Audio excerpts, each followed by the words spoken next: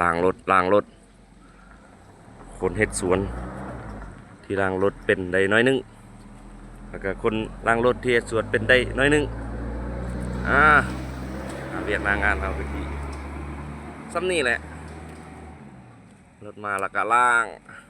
รถมาแล้วก็เติมล้างแล้วก็ไปล้างแล้วมื้อนี้มื้อหน้ามาล้างมาวกไปวนมาจังซี่เลยนี่กำลังลงเคลือบเงา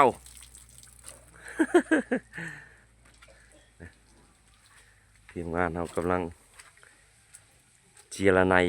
ให้รถของทานไหม้ขึ้นมาอีกครั้งสิได้โอ้รถราคาแพงบ่แพงต้องได้ล่างต้องได้มันถูมันเถือมันหักสมหักษามันล่างรถเนาะเพิ่นว่าไม่น้อยก็มีผีหีน้อยก็มีเจ้าล่างให้มันให้เข้าให้ขวัญมันดีใจได้ไหมว่ารถนี่ฟังความก็จอดกินเหล้าหมดมือมันบ่พายปะเฮาได้ถ้าแม่นโคนพายปะแล้วกลับมาขับมันไปมันจังไป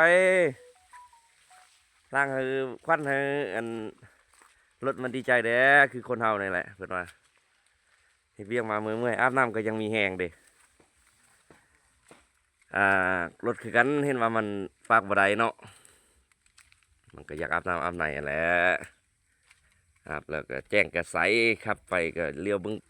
แว่นคอกแว่นคางแว่นหน้าแว่นหลังมันก็ใสก็บ่เกิดอุบัติเหตุอุบัติภัยอันนี้ไฟท้ายก็มัวเปิดไฟเลี้ยวก็บ่เห็นเนาะบางเทื่อแว่นข้างก็มัวสิจิแซงก็บ่เห็นสิเอ้ยดัดเทื่อเอากันย้อนได้ว่าล้างรถล้างให้มันแจ่มมันใสก่อนไหมก่อนอื่นก่อนไก่ก็ได้เติมน้ำเติมในใส่ไว้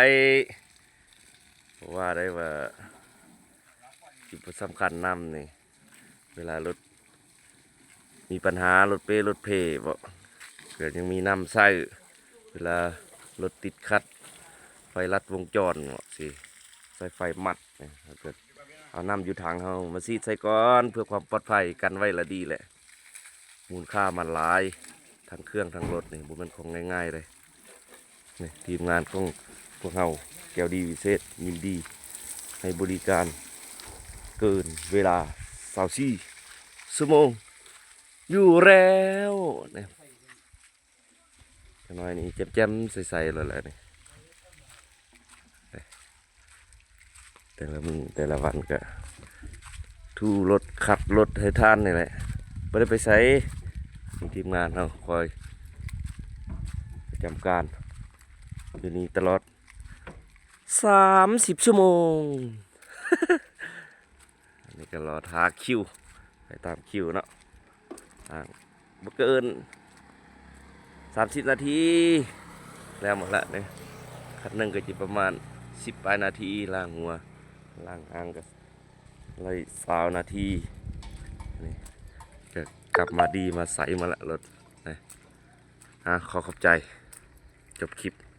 ล้างเอาคันบ่ล้างก็อายหมู่อายคู่ได้หมู่ล้างตัวเองบ่ล้างนี่คือคนเฮาเนี่ยและได้ล้างหน้าล้างตาแล้วก็แจ่มกระใสบ่ล้างหน้าล้างตามันบ่สดบ่ชื่นนะรถก็สดใสคนก็สดชื่นจัดไป